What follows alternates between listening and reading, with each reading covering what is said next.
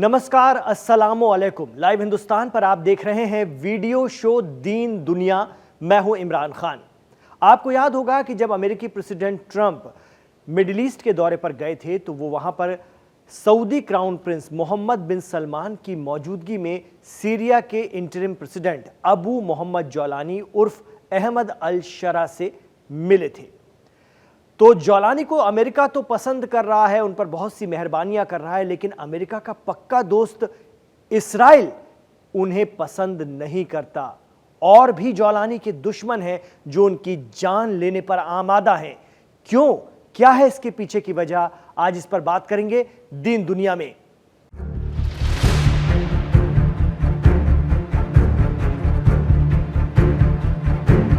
आपको जानकर ताज्जुब होगा कि जौलानी को खत्म करने के लिए हर 45 दिन में हमला हो रहा है।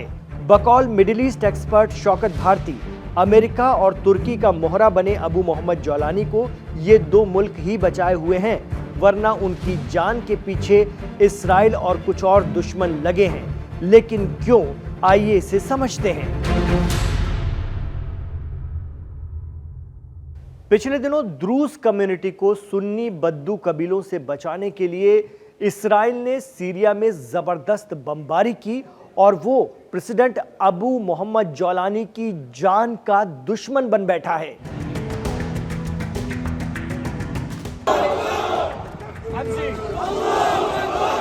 Aim right, achieve big. At KR Mangalam University, we provide you the platform to turn your dreams into reality. At KR Mangalam University. इसकी असली वजह यह है कि अहमद अल शरा या जौलानी से मिलने के बाद सबसे पहले अमेरिका के प्रेसिडेंट ट्रंप ने सीरिया में बशर अल असद के दौर से लगे सैंक्शंस में ढील दे दी थी। इतना ही नहीं, जौलानी को अमेरिका ने इंटरनेशनल दहशतगर्दों की लिस्ट से भी हटा दिया था। और सुनिए, उन्होंने सीरिया में अमेरिका के जरिए पैसा लगाने की बात भी कही।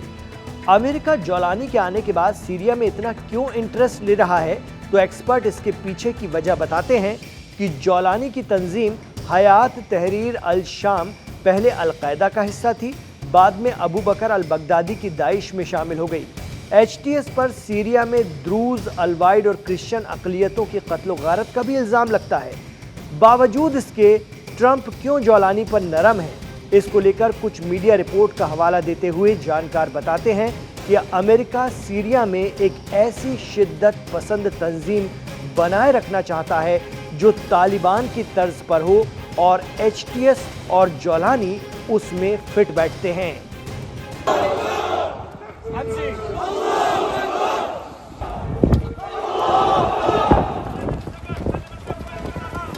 तो अमेरिका की पूरी कोशिश है कि सीरिया में एचटीएस यानी हयात तहरीर अल शाम को उस शिद्दत पसंद तंजीम के तौर पर उभारा जाए जो अमेरिका के इशारों पर चले और वो वहाँ पर ईरान और उसकी मुकावमती तंजीमें यानी एक्सिस ऑफ रेजिस्टेंस को कंट्रोल में रख सके।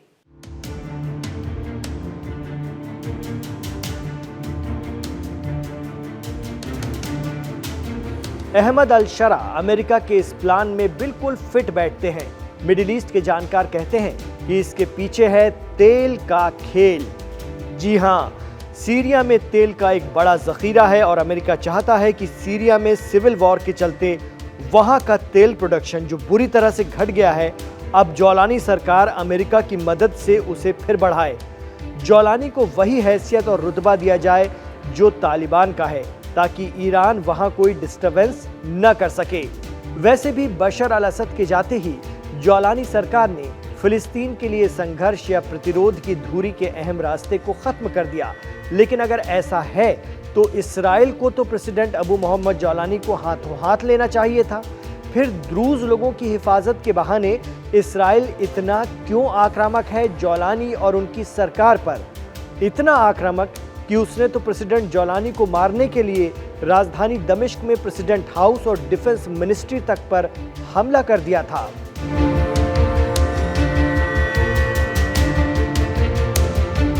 तो इसके पीछे की असली वजह समझिए एक्सपर्ट्स के हवाले से।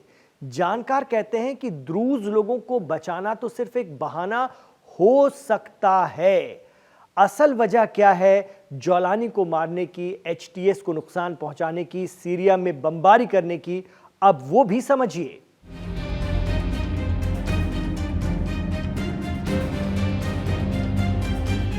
दरअसल अमेरिका का जौलानी को पावरफुल बनाने का प्लान इसराइल को सख्त नापसंद है। वजह है इसराइल अपने पड़ोस में आईएसआईएस जैसी शिद्दत पसंद दहशतगर्द तंजीम खड़े नहीं होने देना चाहता, जो आगे जाकर जाहिर है उसे ही चैलेंज करेगी और उसके वजूद पर सवाल उठाएगी।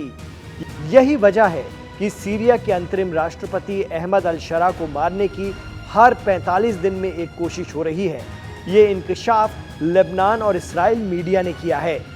मार्च 2025 से लेकर अब तक जौलानी को मारने की 3 बड़ी कोशिशें हुई हैं और इन कोशिशों के पीछे इस्राइल तो है ही, लेकिन जौलानी के वो दुश्मन भी हैं जो पहले उनके साथ ही दहशतगर्द तंजीम में हुआ करते थे।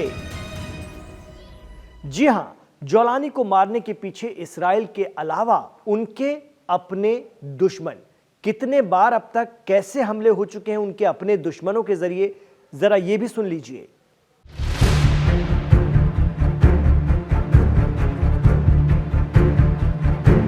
लेबनानी अखबार लॉरिएंट टुडे के मुताबिक सीरिया के राष्ट्रपति को मारने की पहली कोशिश 18-19 मार्च को हुई थी। उस वक्त सीरिया के प्रेसिडेंट पैलेस के बाहर घात लगाकर आईएसआईएस का एक लड़ाका बैठा था। इसकी भनक लगते ही सीरियाई सिक्योरिटी ने उसे गिरफ्तार कर लिया। बाद में पूछताछ में उसने जो बताया उससे सीरिया की जौलानी हुकूमत के होश उड़ गए। मीडिया रिपोर्ट बताती हैं कि अब आईएसआईएस यानी दाइश के दहशतगर्द सोचते हैं कि अहमद अल-शरा उनकी विचारधारा को छोड़ चुके हैं, वो अमेरिका के हो गए हैं, इसराइल के लिए सॉफ्ट हैं, इसीलिए उन्हें मारने की कोशिश की गई। हालांकि सीरिया सरकार ने इस पूरे मसले को मंजर आम पर नहीं आने दिया। कहा जाता है कि 5-6 जून 2025 को जौलानी को मारने की फिर कोशिश की गई। इस बार दाइश के दहशतगर्द दारा शहर में थे, जहां पहली बार अल-शरा लोगों की समस्या जानने पहुंचे थे। रिपोर्ट के मुताबिक अल-शरा का काफिला जैसे ही दारा शहर से निकला, वहां हिफाजती एहलकारों को 2 लोगों पर शक हुआ, उन्हें हिरासत में लिया गया। फिर तीसरी बार ड्रूज और सुन्नी अरबी बेदोइन कबीले के बीच जब हालात बेहद बिगड़ गए, तब भी सीरिया के प्रेसिडेंट जौलानी को मारने की कोशिश हुई। इस बार इसराइल ने यह हमला किया। हालांकि जौलानी बच गए, लेकिन इसराइल के एक मिनिस्टर साफ कह चुके हैं कि इसराइल जौलानी को खत्म कर देगा।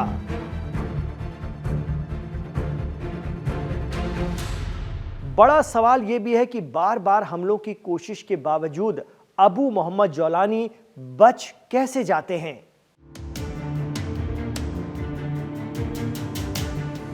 दरअसल कहा जा रहा है कि सीरिया के साथ साथ तुर्की की फौज भी अहमद अल-शरा या जौलानी को इस वक्त प्रोटेक्ट कर रही है।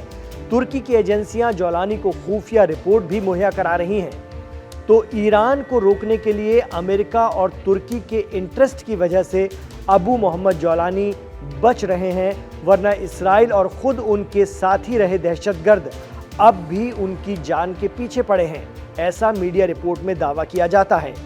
एक्सपर्ट कहते हैं कि कहीं जौलानी अमेरिका इसराइल की यूज एंड थ्रो पॉलिसी का शिकार न बन जाएं, तो सीरिया आगे आने वाले दिनों में तुर्की, अमेरिका और इसराइल के बीच वर्चस्व या गलबे की लड़ाई का मैदान बनेगा, इसमें कोई दो राय नहीं है।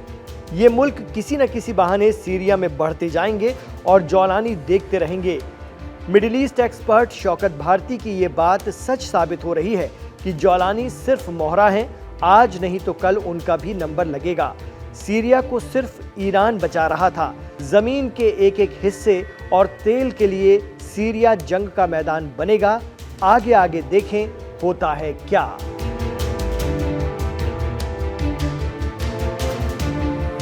तो इमरान खान के साथ दीन दुनिया में कनेक्ट रहने के लिए, आखिर तक जुड़े रहने के लिए, इस वीडियो को देखने के लिए आपका बहुत शुक्रिया।